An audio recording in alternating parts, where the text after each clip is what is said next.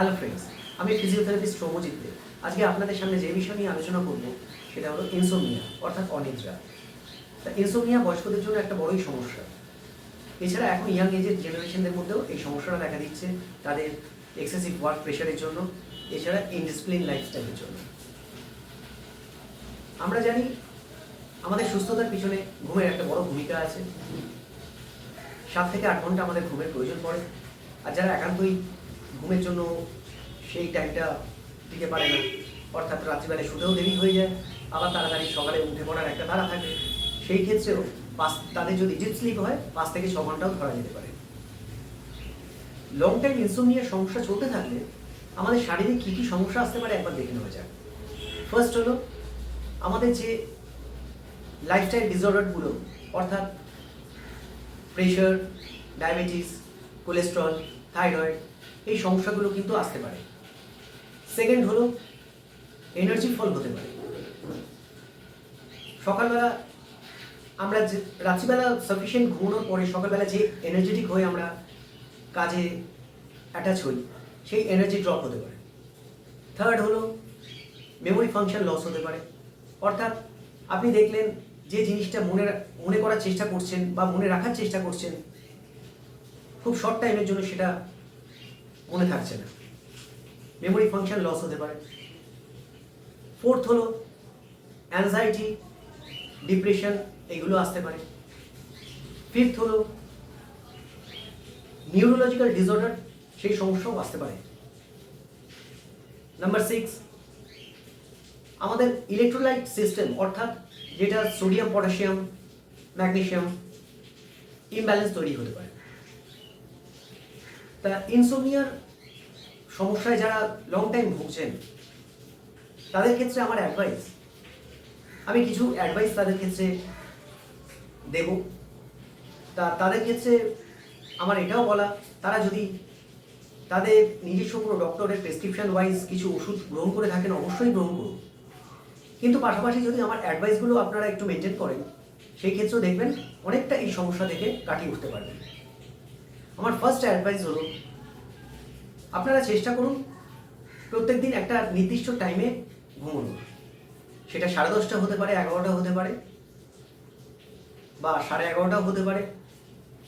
একটা নির্দিষ্ট টাইমে ঘুমোলে বডি সিস্টেম ওইভাবে কিন্তু তৈরি হয়ে যাবে, যেটাকে আমরা বলি সার্কাডিয়ান রিদম। অর্থাৎ তখন দেখবেন 10 দিন, 15 দিন, 20 দিন পরে পার্টিকুলার ওই টাইমে একটা ঘুমের টেন্ডেন্সি চলে আসছে।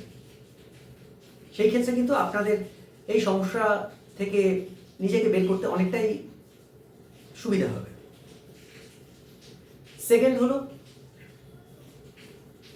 রাত্রিবেলা যে খাবার আপনারা খাচ্ছেন সেটা চেষ্টা করবেন অনেকটা লাইট খাবার গ্রহণ করার। হেভি ফুড খেলে কি হয়, মেটাবলিক রেট বেড়ে যায়, সেই ক্ষেত্রে শরীরে নানা রকম ডিস্টারবেন্স তৈরি হয়। যত হালকা ফুড ইনটেক করবেন সেই ক্ষেত্রে কিন্তু আপনাদের ঘুমেরও সুবিধা হবে। থার্ড, অনেকের ক্ষেত্রে দেখা যায় সারাদিনে সময় পাননি, ঠিক ঘুমানোর আগে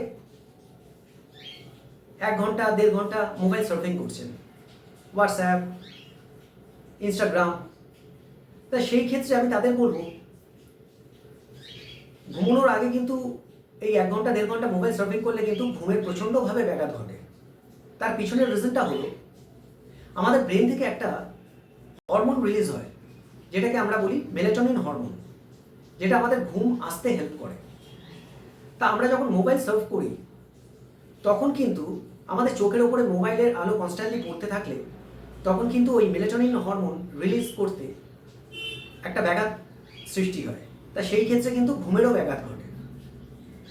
আপনারা যদি ঘুমের আগে 1 ঘন্টা 1.5 ঘন্টা আগে থেকে মোবাইলটাকে ডিটাচে রাখেন তাহলেও দেখবেন ঘুমের অনেকটাই হেল্প হচ্ছে। ফোর্থ,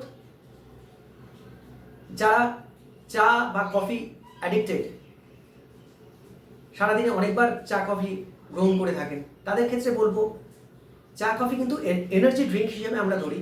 তাই সেই ক্ষেত্রে রাত্রিবেলায় যদি আপনারা চা কফি খান ঘুমের ব্যাঘাত তৈরি হতে পারে। তা যতটা পারবেন রাত্রিবেলার দিকে বা সন্ধ্যের পর থেকে চা কফিটাকে অ্যাভয়েড করলে দেখবেন ঘুমের অনেকটাই হেল্প করছে। ফিফথ, একটু এক্সারসাইজের মধ্যে ইনভলভ হওয়ার চেষ্টা করুন। অফিসের প্রেশার, কাজের প্রেশার যতই থাকুক, সারাদিনে যদি এক্সারসাইজ একটু করেন তাহলে কিন্তু রাত্রিবেলা ঘুম হতে অনেকটাই হেল্প করবে। নাম্বার 6, যারা টেলিভিশন রাত্রিবেলায় শোয়ার আগে টিভি দেখেন, তাদের ক্ষেত্রে আমার অ্যাডভাইস, টিভিতে অনেক টাইপের নেগেটিভ সিরিয়াল বা নেগেটিভ সিনেমা, নেগেটিভ ক্যারেক্টারের সিনেমা সিরিয়াল দেখানো হয়। ফর অ্যান এক্সাম্পল, যেরকম অনেক কিছু বাস্তব চরিত্রের ওপরে জিনিসগুলো টেলিকাস্ট হয়, সত্য ঘটনার অবলম্বনে, তারপরে ক্রাইম পেট্রোল, এই টাইপের জিনিসগুলো। তা এই নেগেটিভ জিনিসগুলো দেখার পরে তারপরে যখন শুতে যান, ব্যাক অফ দ্য মাইন্ড কিন্তু এই জিনিসগুলো চলতে থাকে। তা সেই ক্ষেত্রে যতটা পারবেন একটু ভালো প্রোগ্রাম দেখুন, যেগুলো নেগেটিভ ক্যারেক্টার বেস নয়, সেই ক্ষেত্রে কিন্তু ঘুমের অনেকটা হেল্প হবে। নাম্বার 7, এইটা আমি বলবো বয়স্কদের জন্য, শুধু বয়স্কদের জন্য নয়, যারা রিটায়ার লাইফ বাড়িতে আছেন তাদের ক্ষেত্রেও। অনেক ক্ষেত্রে দেখা যায় তারা সারাদিন প্রচুর সময় পান বাড়িতে, এইবার ব্রেকফাস্টের পরে বা দুপুরবেলা লাঞ্চের পরে একটু ঘুমিয়ে নেন। তো সেই ক্ষেত্রে কিন্তু পার্টিকুলার রাত্রিবেলা তখন ঘুম আসতে অনেকটাই প্রবলেম তৈরি হয়। তাদের ক্ষেত্রে আমার অ্যাডভাইস, আপনারা অসময়ে ঘুমোবেন না। সারাদিনে মোটামুটি সারা বাড়ির কাজে একটু ইনভলভ থাকুন, একটু বাড়িতেই পায়চারি করুন, হাঁটাচলা করুন। রাত্রিবেলা দেখবেন ঘুম আসতে অনেকটাই হেল্প হচ্ছে, কারণ রাত্রিবেলার ঘুমটা যদি অন্য সময় পুষিয়ে নেন তাহলে ঘুম আসতে চাইবে না।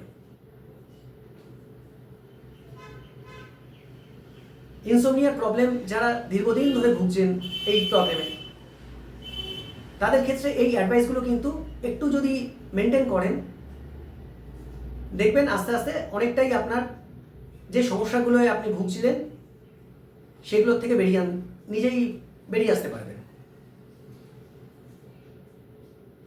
আজকে এখানেই শেষ করলাম। নেক্সট টাইম আবার একটা ভিডিও নিয়ে আসবো।